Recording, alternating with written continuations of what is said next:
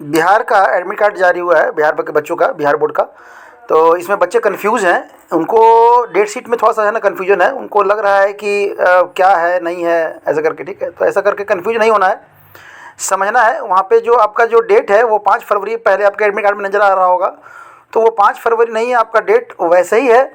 लेकिन ये जो आपका एडमिट कार्ड जारी हुआ है तो सब्जेक्ट कोड के बेसिस पे जो है ना आपको वो दिया गया है, ठीक है? और बिहार तो बदनाम है कि उल्टा पुल्टा करने में, तो ऐसा नहीं है, ठीक है? तभी क्या है, आप वहाँ देखेंगे तो आपको समझ में आएगा कि वो सब्जेक्ट कोड के बेसिस पे जो है ना वो सीरियल वाइज में किया गया है। बाकी आप तब उस सब्जेक्ट कोड के हिसाब से जो है ना 105 फिर 107 ऐसे करके पहले आ रहा है, तो जो सब्जेक्ट पहले आ रहा है तो उसका जिस दिन डेट है उस दिन वो लिखा गया है, ठीक है? आइए समझते हैं हम लोग इससे। 5/2, 5/2 लिखा है, मतलब आपका जो एग्ज़ाम है वो 5 तारीख से ये स्टार्ट हो रहा है, ऐसा बिल्कुल नहीं है। इसलिए आप अच्छे से अपने एडमिट कार्ड को देख लेंगे। यहाँ पे दिया हुआ है 1 तारीख, 1 तारीख को आपका क्या है, जिनका बायोलॉजी का पेपर है उनका बायोलॉजी का पेपर कितने तारीख को है, 1 फरवरी को ही है, ठीक है? कंफ्यूज नहीं करेंगे, समझ में आया?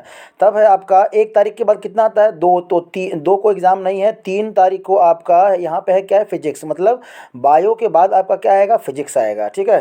तब है अगर आप आगे बढ़े तो आपका 3 के बाद सीधा क्या है, 5 को है आपका इंग्लिश, जिनका इंग्लिश का पेपर है वो इनका इंग्लिश है ना, ये करके होगा। और तब है 6 को आपका केमिस्ट्री, 6 तारीख को आपका केमिस्ट्री है। अब है कि ऐसा जिक्र को मौसम में डेट क्यों दिया है, तो डेट है, आप डेट के बेसिस पे आपका जो है ना सब्जेक्ट यहाँ पे एडमिट कार्ड में जारी नहीं किया गया है।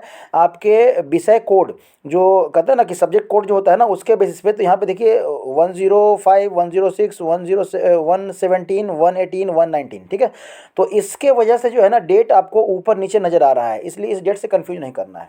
तब क्या है, इंस्ट्रक्शन क्या क्या है आपका, तो इंस्ट्रक्शन है यहाँ पे, इसके इंस्ट्रक्शन को पढ़ लीजिए कि सूचित BSEB यूनिक से सूचीकृत हुए परीक्षार्थी को जारी किया गया है, ठीक है?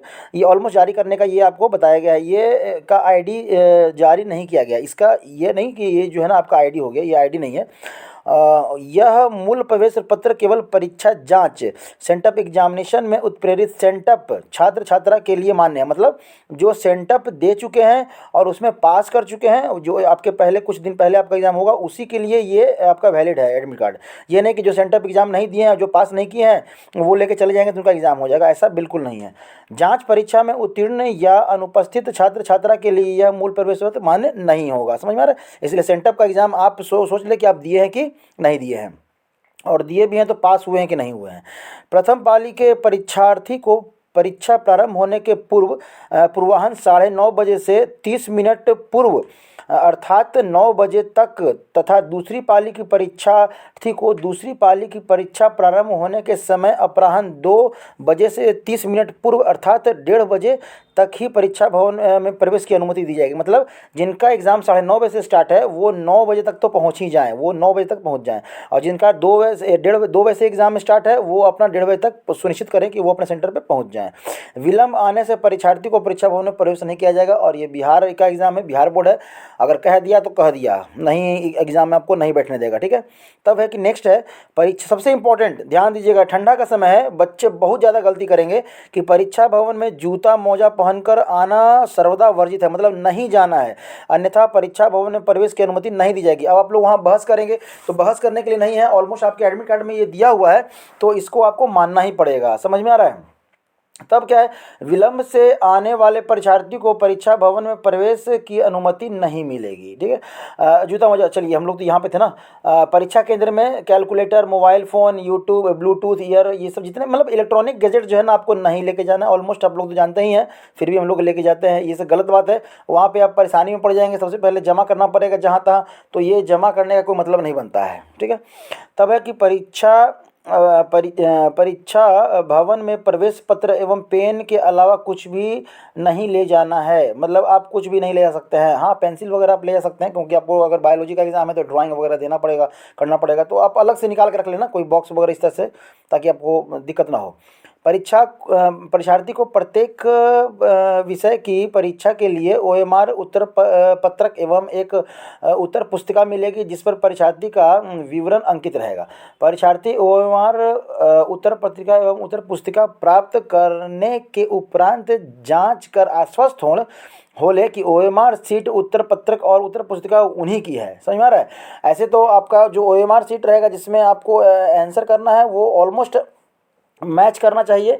इसके अतिरिक्त ओएमआर उत्तर पत्रक एवं उत्तर पुस्तिका नहीं दी जाएगी, ठीक है। उसके बाद आपको मिलेगा नहीं, इसलिए सुनिश्चित कर लीजिएगा। बच्चे क्या है ना, टाइम मिलता है ना, तो जैसे ही क्वेश्चन मिल गया बस कॉपी खोलना शुरू कर दिया। अरे क्वेश्चन जब मिला है तो उसको कोशिश कीजिए, सबसे पहले आप अपने जितने भी पेपर आते हैं ना उसको स्टार्टिंग में roll number, roll code, centre code, ये सब भरिए, सिग्नेचर कीजिए, ठीक है।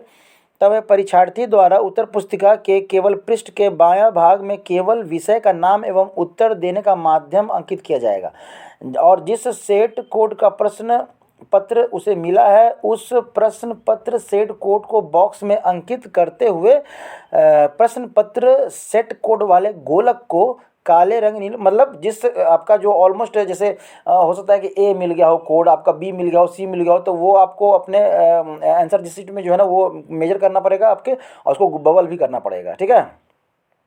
दाहिने भाग में ऑलमोस्ट ये करके दिया था है, ये आप ऑलमोस्ट यहाँ पे बहुत एकदम श्योर से जो 6 नंबर जो है सबसे इंपॉर्टेंट है आपका, क्योंकि ये जूता मोजा चप्पल बाद में बाहर खोल के भी आ जाएंगे, लेकिन ये 6 नंबर में अगर गलती कर दिए तो दिक्कत हो जाएगा, क्योंकि इसमें आपका एग्जामिनेशन जो है ना वो पेंडिंग में जा सकता है। इसलिए अच्छे से जहाँ पे ओएमआर लिखना, जहाँ पे रोल नंबर निकला है वहाँ रोल नंबर लिखें, जहाँ पे कोड लिखना है कोड लिखें, ठीक है। उत्तर पुस्तिका में रफ कार्य करने की आवश्यकता हो तो परीक्षार्थी उत्तर पुस्तिका के अंतिम पृष्ठ में, ऑलमोस्ट रफ का पेपर जो है ना अंतिम पृष्ठ पे दिया जाता है, और उसको में क्रॉस कर देना अनिवार्य होगा, उसमें क्रॉस करके आप जो है ना इस तरह से बना सकते हैं। उपस्थित पत्रक ए एवं बी के वथा निर्दिष्ट स्थान पर परीक्षार्थी द्वारा प्रत्येक विषय की परीक्षा में प्रश्न पत्र क्रमांक, ओएमआर संख्या एवं उत्तर पुस्तिका संख्या एवं निर्धारित बॉक्स में प्रश्न पत्र सेट कोड अंकित किया जाएगा। वह प्रश्न पत्र सेट कोड वाले गोल को काले और या नीले, या तो काला ले लीजिए नहीं तो ब्लू ले लीजिए, ठीक है। और कभी भी बॉल पेन लीजिए, जेल पेन बिल्कुल मत लीजिए, और बॉल पेन भी लीजिए तो नया मत लीजिए। बहुत सारे बच्चों को देखते हैं ना कि वो नया जेल पेन ले लेते हैं। अभी नया जेल पेन ले लिए तो फिर क्या दिक्कत है, अभी वो चलेगा ही नहीं। बॉल जेल पेन तो लेना ही नहीं है, अगर बॉल पेन ले लिए तो वो बहुत हार्ड चलता है। अगर नया खरीद भी रहे तो उसको आप जो है ना लगभग 500 मीटर जो है ना उसको रगड़ लें, किसी भी पेज पे जो है ना रफ कर लें पूरा पेज को रगड़ के, ताकि वो स्मूथ चले, आपका हाथ जल्दी चलेगा। परीक्षा कक्ष में एक दूसरे से मदद लेना या देना, बातचीत करना अथवा किसी प्रकार का कदाचार अपनाने के अपराध में पकड़े जाने पर परीक्षार्थी से निष्कासित कर दिया जाएगा। और हम पहले बोल चुके हैं भैया बिहार है, बिहार में क्या है तो बिहार में बाहर है, ठीक है। इसलिए कोशिश कीजिएगा इस बाहर को बाहर में रहने दीजिए, तब जब तक आप बदमाशी नहीं कर रहे हैं। अगर बदमाशी करेंगे तो कोई आपका सुनने वाला नहीं है, एक बार आपको परीक्षा से निकाल दिया गया तो कहानी खत्म, ठीक है। पूरा एक साल बर्बाद हो जाएगा। इसलिए कोशिश कीजिएगा ये सब ना करने का। आप लोग वैसे भी बड़े आदमी हैं, मतलब इन द सेंस कि आप बड़े अब हो गए हैं, अब इसमें इतना भी बताना तो जरूरी, मतलब बदमाशी तो नहीं करेंगे। परीक्षा प्रारंभ होने से 1 घंटे के अंदर किसी भी परीक्षार्थी द्वारा परीक्षा केंद्र से बाहर जाने की अनुमति नहीं मिलेगी। जाहिर सी बात है, परीक्षा स्टार्ट हो गया तो फिर क्या है, ज़्यादा से ज़्यादा आपको वॉशरूम के लिए, आपको टॉयलेट वगैरह के लिए जाने के लिए मिल सकता है, या पानी वानी पीने के लिए, नहीं तो और इसके अलावा तो नहीं मिलेगा। अब ये तो अंदर का बात है सेंटर का।